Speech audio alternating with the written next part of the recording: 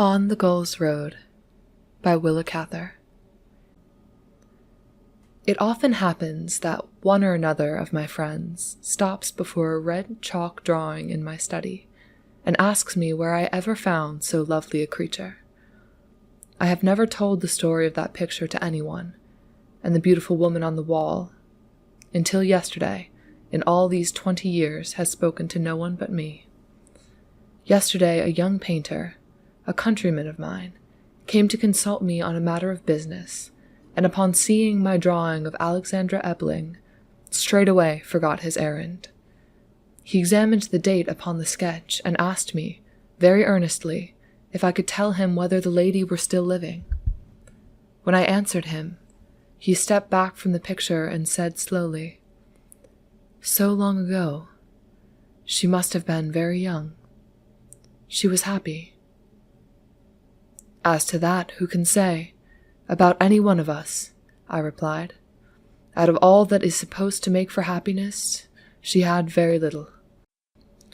We returned to the object of his visit, but when he bade me goodbye at the door, his troubled gaze again went back to the drawing, and it was only by turning sharply about that he took his eyes away from her. I went back to my study fire, and as the rain kept away less impetuous visitors, I had a long time in which to think of Mrs. Ebling. I even got out the little box she gave me, which I had not opened for years, and when Mrs. Hemway brought my tea, I barely had time to close the lid and defeat her disapproving gaze. My young countryman's perplexity, as he looked at Mrs. Ebling, had recalled to me the delight and pain she gave me when I was of his years. I sat looking at her face and trying to see it through his eyes, freshly, as I saw it first upon the deck of the Germania, 20 years ago. Was it her loveliness, I often asked myself, or her loneliness, or her simplicity, or was it merely my own youth? Was her mystery only that of the mysterious north out of which she came? I still feel that she was very different from all the beautiful and brilliant women I have known, as the night is different from the day, or as the sea is different from the land. But this is our story, as it comes back to me. For 2 years I had been studying Italian and working in the capacity of clerk to the American legation at Rome, and I was going home to secure my first consular appointment. Upon boarding my steamer at Genoa, I saw my luggage into my cabin and then started for a rapid circuit of the deck. Everything promised well. The boat was thinly peopled, even for a July crossing. The decks were roomy, the day was fine, the sea was blue. I was sure of my appointment, and best of all, I was coming back to Italy.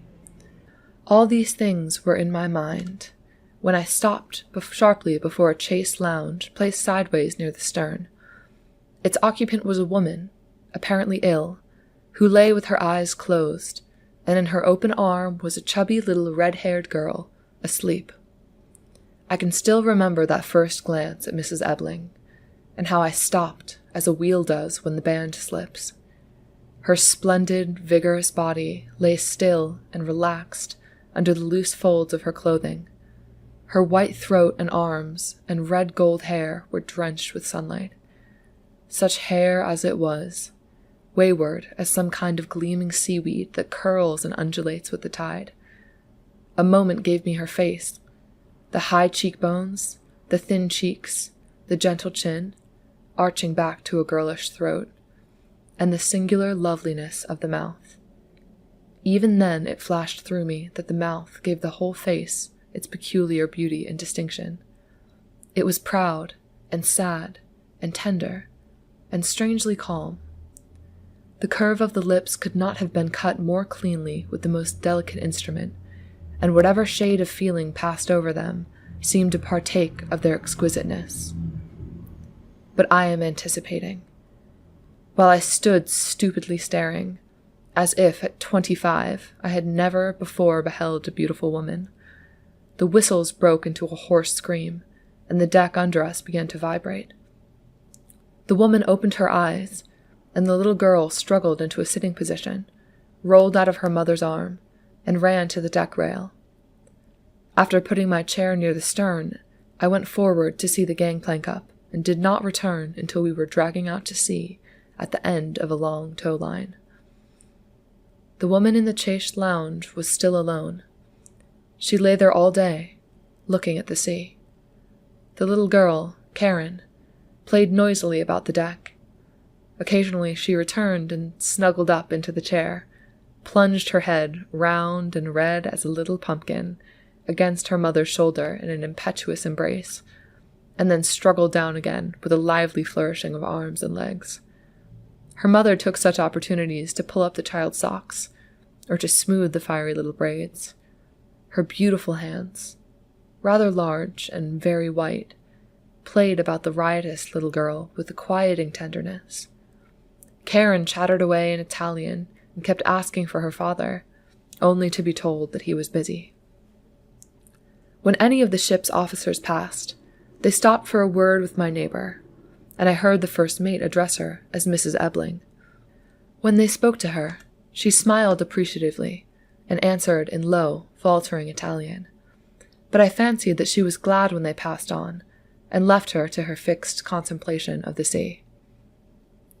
Her eyes seemed to drink the color of it all day long, and after every interruption they went back to it.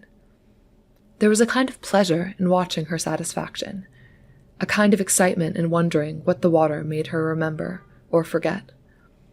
She seemed not to wish to talk to anyone, but I knew I should like to hear whatever she might be thinking. One could catch some hint of her thoughts, I imagined, from the shadows that came and went across her lips, like the reflection of light clouds. She had a pile of books beside her, but she did not read it, and neither could I. I gave up trying at last, and watched the sea, very conscious of her presence, almost of her thoughts. When the sun dropped low and shone upon her face, I rose and asked if she would like me to move her chair. She smiled and thanked me, but said the sun was good for her. Her yellow hazel eyes followed me for a moment, and then went back to the sea.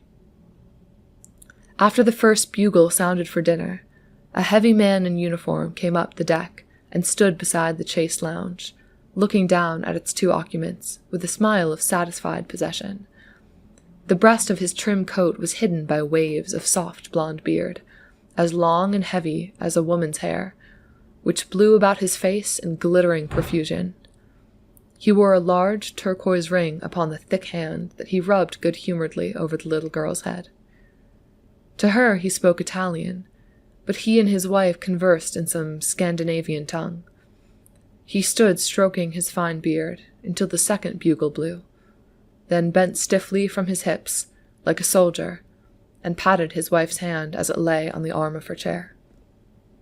He hurried down the deck, taking stock of the passengers as he went, and stopped before a thin girl with frizzed hair and a lace coat, asking her a facetious question in thick English.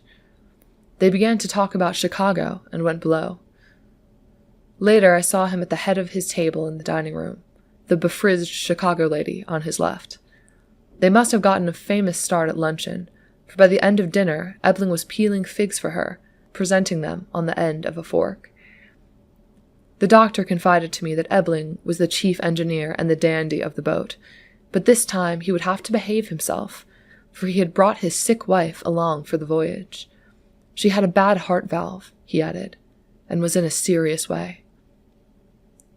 After dinner, Ebling disappeared, presumably to his engines, and at 10 o'clock, when the stewardess came to put Mrs. Ebling to bed, I helped her to rise from her chair, and the second mate ran up and supported her down to her cabin.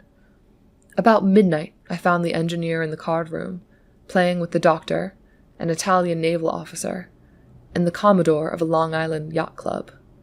His face was even pinker than it had been at dinner, and his fine beard was full of smoke. I thought a long while about Ebling and his wife before I went to sleep. The next morning we tied up at Naples to take on our cargo, and I went on shore for the day.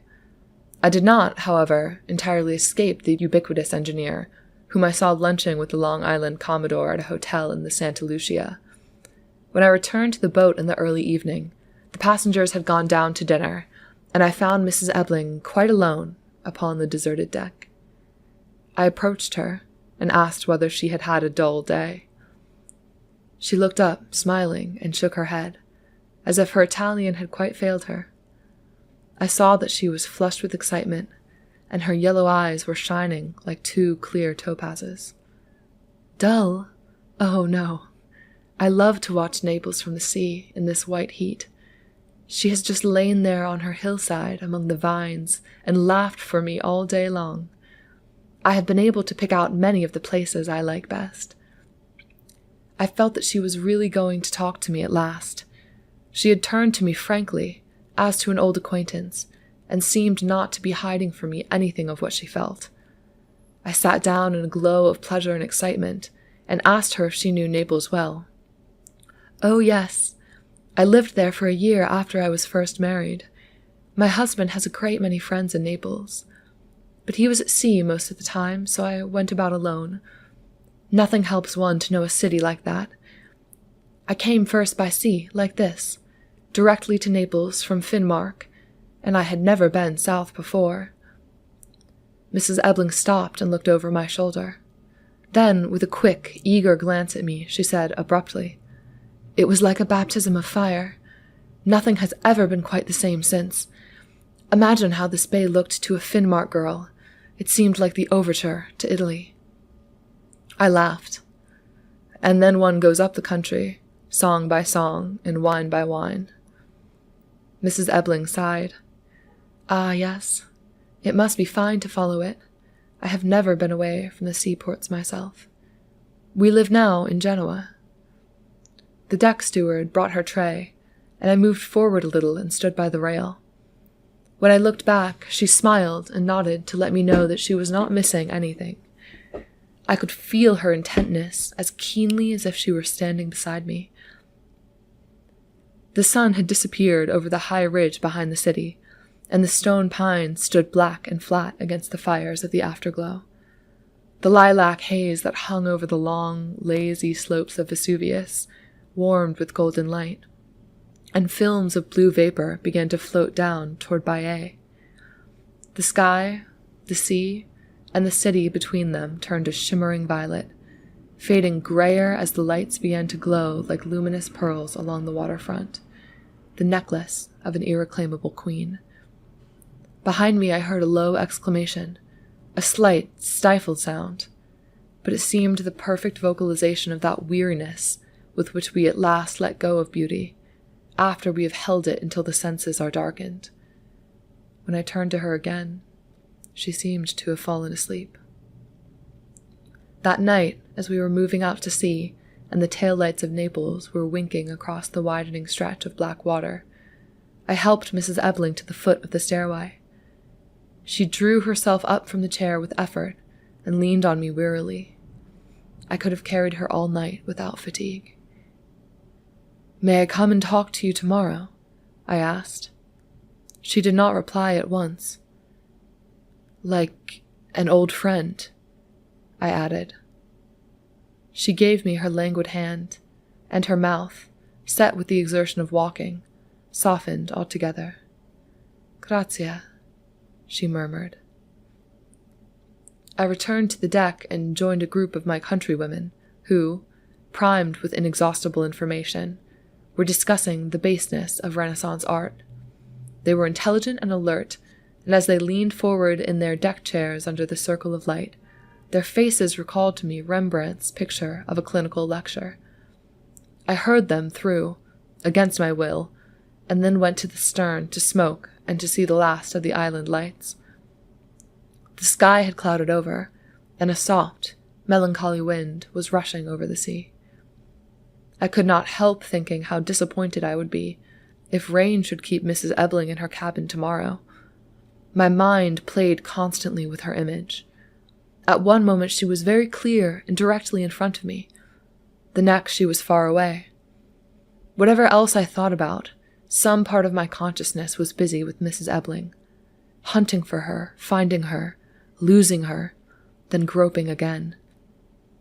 How was it that I was so conscious of whatever she might be feeling, that when she sat still behind me and watched the evening sky, I had had a sense of speed and change, almost of danger, and when she was tired and sighed, I had wished for night and loneliness. Part 2.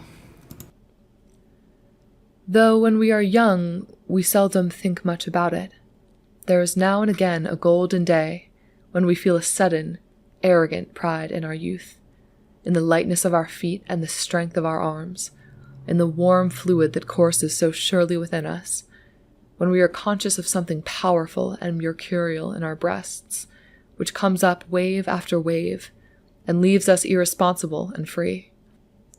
All the next morning I felt this flow of life, which continually impelled me toward Mrs. Ebling. After the merest greeting, however, I kept away. I found it pleasant to thwart myself, to measure myself against a current that was sure to carry me with it, in the end. I was content to let her watch the sea that seemed now to have come into me, warm and soft, still and strong.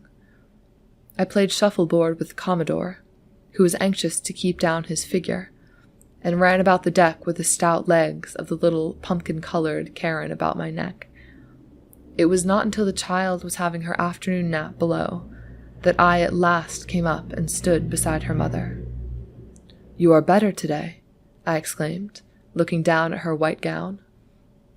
She colored unreasonably, and I laughed with a familiarity which she must have accepted as the mere foolish noise of happiness, or it would have seemed impertinent. We talked at first of 100 trivial things, and we watched the sea. The coast of Sardinia had lain to our port for some hours, and would lie there for hours to come, now advancing in rocky promontories, now retreating behind blue bays. It was the naked south coast of the island, and though our course held very near the shore, not a village or habitation was visible. There was not even a goatherd's hut hidden away among the low pinkish sand hills. Pinkish sand hills and yellow headlands, with dull-colored scrubby bushes massed about their bases and following the drier watercourses. A narrow strip of beach glistened like white paint between the purple sea and the umber rocks, and the whole island lay gleaming in the yellow sunshine and translucent air. Not a wave broke on that fringe of white sand. Not the shadow of a cloud played across the bare hills. In the air about us, there was no sound but that of a vessel moving silently through absolutely still waters. She seemed like some great sea animal, swimming silently, her head well up. The sea before us was so rich and heavy and opaque that it might have been lapis lazuli.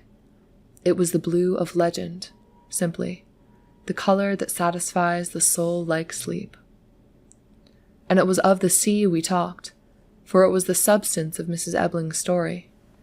She seemed always to have been swept along by ocean streams, warm or cold, and to have hovered about the edge of great waters.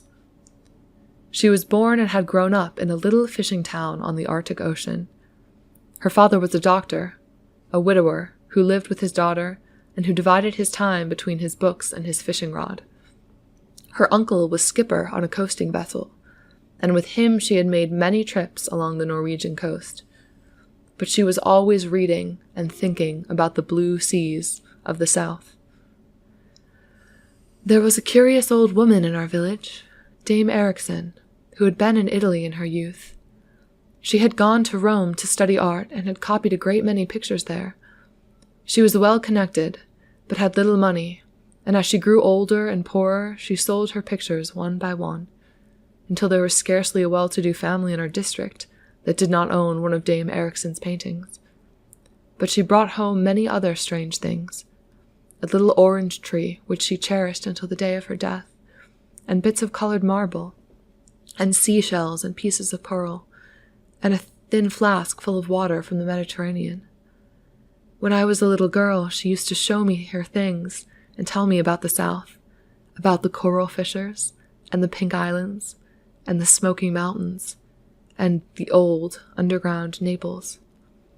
I suppose the water in her flask was like any other, but it never seemed so to me. It looked so elastic and alive that I used to think if one unsealed the bottle, something penetrating and fruitful might leap out and work an enchantment over Finnmark. Lars Ebling, I learned, was one of her father's friends. She could remember him from the time when she was a little girl, and he, a dashing young man, who used to come home from sea and make a stir in the village. After he got his promotion to an Atlantic liner and went south, she did not see him until the summer she was 20, when he came home to marry her. That was 5 years ago. The little girl, Karen, was 3. From her talk, one might have supposed that Ebling was proprietor of the Mediterranean and its adjacent lands, and could have kept her away at his pleasure. Her own rights in him she seemed not to consider. But we wasted very little time on Lars Ebling. We talked, like two very young persons, of arms and men, of the sea beneath us and the shores it washed. We were carried a little beyond ourselves, for we were in the presence of the things of youth that never change, fleeing past them. Tomorrow they would be gone, and no effort of will or memory could bring them back again. All about us was the sea of great adventure, and below us, caught somewhere in its gleaming meshes, were the bones of nations and navies. Nations and navies that gave youth its hope, and made life something more than a hunger of the bowels. The unpeopled Sardinian coast unfolded gently before us, like something left over out of a world that was gone, a place that might well have had no later news since the corn ships brought the tidings of Actium. "I shall never go to Sardinia," said Mrs. Ebling. "It could not possibly be as beautiful as this." "Neither shall I replied. As I was going down to dinner that evening, I was stopped by Lars Ebling, freshly brushed and scented, wearing a white uniform and polished and glistening as one of his own engines. He smiled at me with his own kind of geniality. "You have been very kind to talk to my wife," he explained. "It is very bad for her, this trip, that she speaks no English. I am indebted to you." I told him curtly that he was mistaken, but my acrimony made no impression upon his blandness. I felt that I should certainly strike the fellow if he stood there much longer, running his blue ring up and down his beard. I should probably have hated any man who was Mrs. Ebling's husband, but Ebling himself made me sick. Part 3. The next day I began my drawing of Mrs. Ebling. She seemed pleased and a little puzzled when I asked her to sit for me. It occurred to me that she had always been among dull people who took her looks as a matter of course, that she was not at all aware that she was really beautiful. I can see now her quick, confused look of pleasure. I thought very little about the drawing then, except that the making of it gave me an opportunity to study her face, to look as long as I pleased into her yellow eyes, at the noble lines of her mouth, at her splendid, vigorous hair. "We have a yellow vine at home," I told her, "that is very like your hair. It seems to be growing while one looks at it, and it twines and tangles about itself and throws out little tendrils in the wind. Has it any name? We call it love vine." How a little thing could disconcert her. As for me, nothing disconcerted me. I awoke every morning with a sense of speed and joy. At night I loved to hear the swish of the water rushing by. As fast as the pistons could carry us, as fast as the water could bear us, we were going forward to something delightful, to something together. When Mrs. Ebling told me that she and her husband would be 5 days in the docks in New York, and then return to Genoa, I was not disturbed, for I did not believe her. I came and went, and she sat still all day, watching the water. I heard an American lady say that she watched it like one who is going to die, but even that did not frighten me. I somehow felt that she had promised me to live. All those long blue days when I sat beside her, talking about Finnmark and the sea, she must have known that I loved her. I sat with my hands idle on my knees and let the tide come up in me. It carried me so swiftly that, across the narrow space of the deck between us, it must have swayed her, too, a little. I had no wish to disturb or distress her. If a very little of it reached her, I was satisfied. If it drew her softly, but drew her, I wanted no more. Sometimes I could see that even the light pressure of my thoughts made her paler. One still evening, after a long talk, she whispered to me, "You must go and walk now, and don't think about me." She had been held too long and too closely in my thoughts, and she begged me to release her for a little while. I went out into the bow and put her far away, at the skyline with the faintest star, and thought about her gently across the water. When I went back to her, she was asleep. But even in those first days I had my hours of misery. Why, for instance, should she have been born in Finnmark, and why should Lars Ebling have been her only door of escape? Why should she be silently taking leave of the world at the age when I was just beginning it, having had nothing of whatever is worthwhile? She never talked about taking leave of things, and yet sometimes I felt sure that she was counting the sunsets. One yellow afternoon, when we were gliding between the shores of Spain and Africa, she spoke of her illness for the first time. I had got some magnolias at Gibraltar, and she wore a bunch of them in her girdle, and the rest lay on her lap. She held the cool leaves against her cheek and fingered the white petals. "I can never," she remarked, "get enough of the flowers of the south. They make me breathless, just as they did at first. Because of them I should like to live a long while. Almost forever." I leaned forward and looked at her. We could live almost forever if we had enough courage. It's of our lives that we die.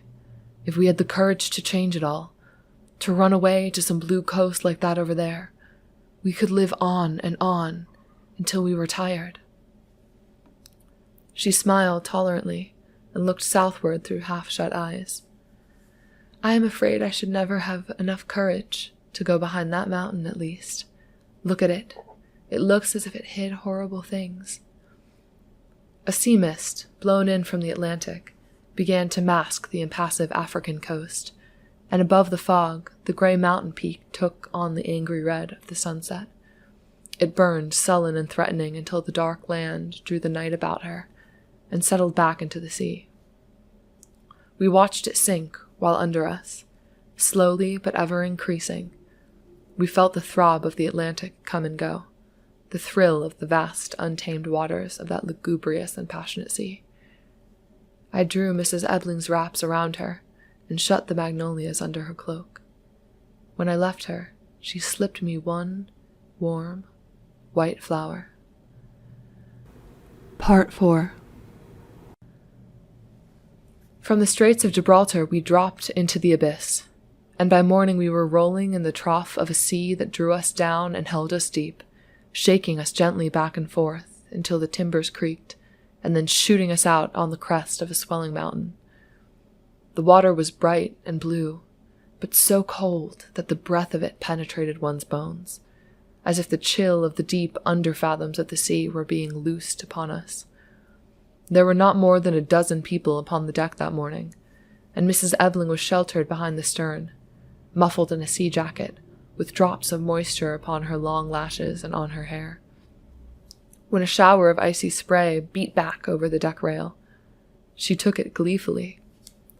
"After all," she insisted, "this is my own kind of water, the kind I was born in. This is first cousin to the pole waters, and the sea we have left is only a kind of fairy tale. It's like the burnt-out volcanoes. Its day is over. This is the real sea now, where the doings of the world go on." "It's not our reality, at any rate," I answered. "Oh, yes it is. These are the waters that carry men to their work, and they will carry you to yours." I sat down and watched her hair grow more alive and iridescent in the moisture. "You are pleased to take an attitude," I complained. "No, I don't love realities any more than another, but I admit them, all the same. And who are you and I to define the realities? Our minds define them clearly enough. Yours and mine, everybody's. Those are the lines we never cross, though we flee from the equator to the pole. I have never really got out of Finnmark, of course. I shall live and die in a fishing town on the Arctic Ocean, and the blue seas and the pink islands are as much as a dream as they ever were. All the same, I shall continue to dream them. The Gulf Stream gave us warm blue days again, but pale, like sad memories. The water had faded, and the thin, tepid sunshine made something tighten about one's heart. The stars watched us coldly, and seemed always to be asking me what I was going to do.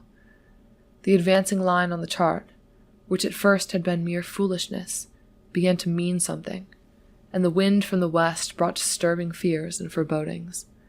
I slept lightly, and all day I was restless and uncertain, except when I was with Mrs. Ebling. She quieted me, as she did little Karen, and soothed me without saying anything, as she had done that evening at Naples when we watched the sunset. It seemed to me that every day her eyes grew more tender and her lips more calm.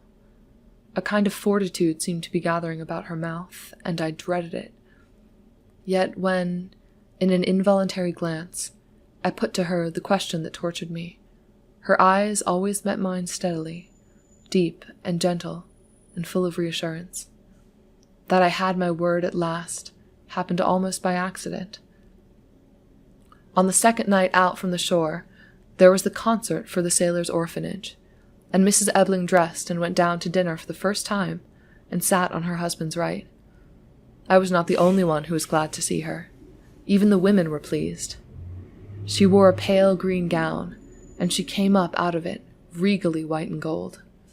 I was so proud that I blushed when anyone spoke of her.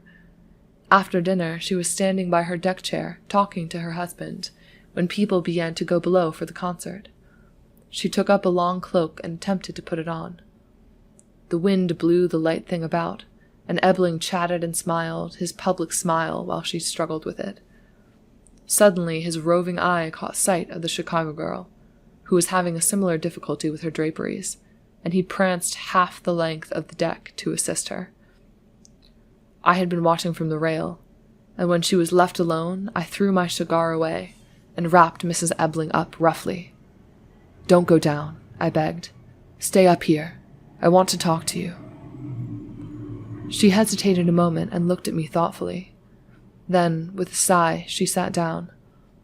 Everyone hurried down to the saloon, and we were absolutely alone at last, behind the shelter of the stern, with the thick darkness all about us, and a warm east wind rushing over the sea. I was too sore and angry to think. I leaned towards her, holding the arm of the chair with both hands, and began anywhere. "You remember those 2 blue coasts out of Gibraltar? It shall be either one you choose, if you will come with me. I have not much money, but we will get on somehow. There has got to be an end of this. We are neither one of us cowards, and this is humiliating, intolerable." She sat looking down at her hands, and I pulled her chair impatiently toward me. "I felt," she said at last, "that you were going to say something like this. You are sorry for me, and I don't wish to be pitied. You think Ebling neglects me, but you are mistaken. He has had his disappointments too. He wants children and a gay, hospitable house, and he is tied to a sick woman who cannot get on with people. He has more to complain of than I have, and yet he bears with me. I am grateful to him, and there is no more to be said." "Oh, isn't there?" I cried. "And I?" She laid her hand entreatingly upon my arm. "Ah, you. Don't ask me to talk about that. You." Her fingers slipped down my coat sleeve to my hand and pressed it. I caught her 2 hands and held them, telling her I would never let them go. "And you mean to leave me day after tomorrow? To say goodbye to me as you will to the other people on this boat? You meant to cut me adrift like this, with my heart on fire and my life unspent in me?" She sighed despondently. "I am willing to suffer, whatever I must suffer, to have had you," she answered simply. "I was ill, and so lonely, and it came so quickly and quietly. Oh, don't begrudge it to me. Do not leave me in bitterness. If I have been wrong, forgive me." She bowed her head and pressed my fingers entreatingly. A warm tear splashed upon my hand. It occurred to me that she bore my anger as she bore little Karen's importunities, as she bore Ebeling. What a circle of pettiness she had about her. I fell back in my chair and my hands dropped at my side. I felt like a creature with its back broken. I asked her what she wished me to do. "Don't ask me," she whispered. "There is nothing that we can do. I thought you knew that. You forget that I am too ill to begin my life over. Even if there were nothing else in the way, that would be enough. And that is what has made it all possible, our loving each other, I mean. If I were well, we couldn't have had even this much. Don't reproach me. Hasn't it been at all pleasant for you to find me waiting for you every morning? To feel me thinking of you when you went to sleep? Every night I have watched the sea for you, as if it were mine and I had made it, and I have listened to the water rushing by you, full of sleep and youth and hope. And everything you had done or said during the day came back to me, and when I went to sleep, it was only to feel you more. You see, there was never anyone else. I have never thought of anyone in the dark but you." She spoke pleadingly, and her voice had sunk so low that I could scarcely hear her. "And yet you will do nothing," I groaned. "You will dare nothing. You will give me nothing." "Don't say that. When I leave you day after tomorrow, I shall have given you all my life. I can't tell you how, but it is true. There is something in each of us that does not belong to the family or to society, not even to ourselves. Sometimes it is given in marriage, and sometimes it is given in love, but oftener it is never given at all. We have nothing to do with giving or withholding it. It is a wild thing that sings in us once and flies away and never comes back. And mine has flown to you. When one loves like that, it is enough, somehow. The other things can go if they must. That is why I can live without you and die without you." I caught her hands and looked into her eyes that shone warm in the darkness. She shivered and whispered in a tone so different from any I ever heard, from her before or afterwards. "Do you grudge it to me? You are so young and strong that you have everything before you. I shall have only a little while to want you in, and I could want you forever and not weary."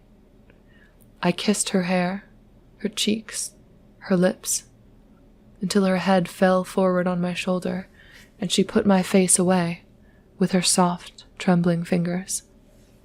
She took my hand and held it close to her, in both her own. We sat, silent, and the moments came and went, bringing us closer and closer, and the wind and water rushed by us, obliterating our tomorrows and all our yesterdays. The next day, Mrs. Ebeling kept her cabin, and I sat stupidly by her chair until dark, with the rugged little girl to keep me company, and an occasional nod from the engineer. I saw Mrs. Ebeling again only for a few moments when we were coming into the New York harbor.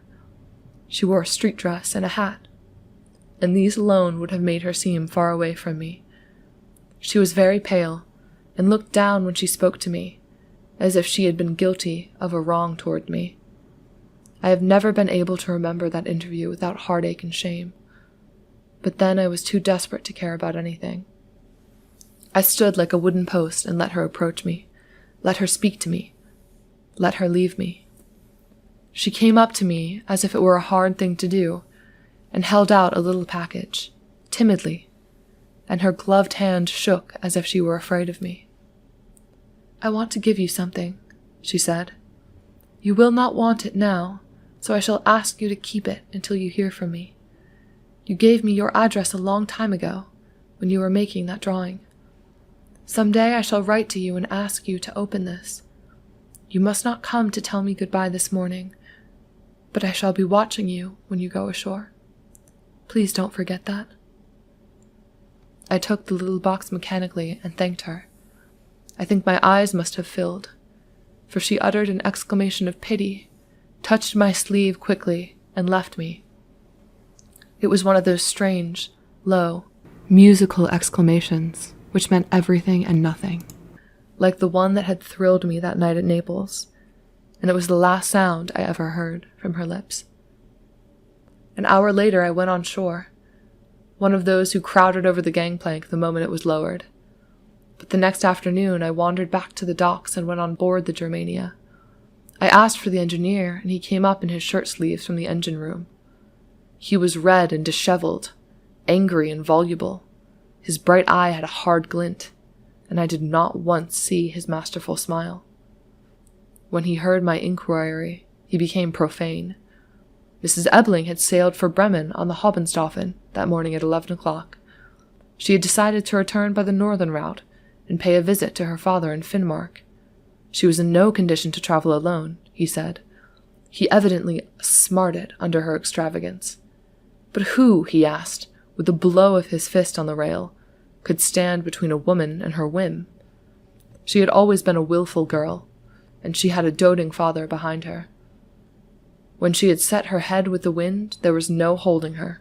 She ought to have married the Arctic Ocean. I think Ebeling was still talking when I walked away. I spent that winter in New York. My consular appointment hung fire. Indeed, I did not pursue it with much enthusiasm, and I had a good many idle hours in which to think of Mrs. Ebeling. She had never mentioned the name of her father's village, and somehow I could never quite bring myself to go to the docks when Ebeling's boat was in, and ask for news of her. More than once I made up my mind definitely to go to Finnmark and take my chance at finding her. The shipping people would know where Ebeling came from. But I never went. I have often wondered why. When my resolve was made and my courage high, when I could almost feel myself approaching her, suddenly everything crumbled under me, and I fell back as I had done that night when I dropped her hands, after telling her, only a moment before, that I would never let them go. In the twilight of a wet March day, when the gutters were running black outside, and the square was liquefying under crusts of dirty snow, the housekeeper brought me a damp letter, which bore a blurred foreign postmark. It was from Niles Nanestad, who wrote that it was his sad duty to inform me that his daughter, Alexandra Ebeling, had died on the 2nd day of February, in the 26th year of her age. Complying with her request, he enclosed a letter which she had written some days before her death. I at last brought myself to break the seal of the second letter. It read thus: My friend, you may now open the little package I gave you. May I ask you to keep it? I gave it to you because there is no one else who would care about it in just that way. Ever since I left you, I have been thinking what it would have been like to live a lifetime caring and being cared for like that. It was not the life I was meant to live, and yet, in a way, I have been living it ever since I first knew you. Of course you understand now why I could not go with you. I would have spoiled your life for you. Besides that, I was ill, and I was too proud to give you the shadow of myself.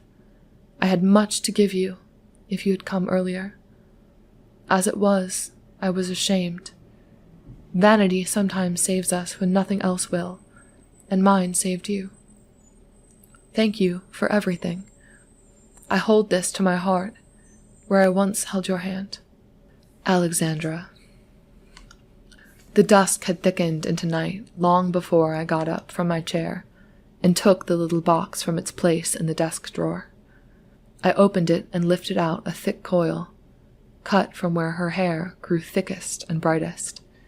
It was tied firmly at one end, and when it fell over my arm, it curled and clung about my sleeve like a living thing set free.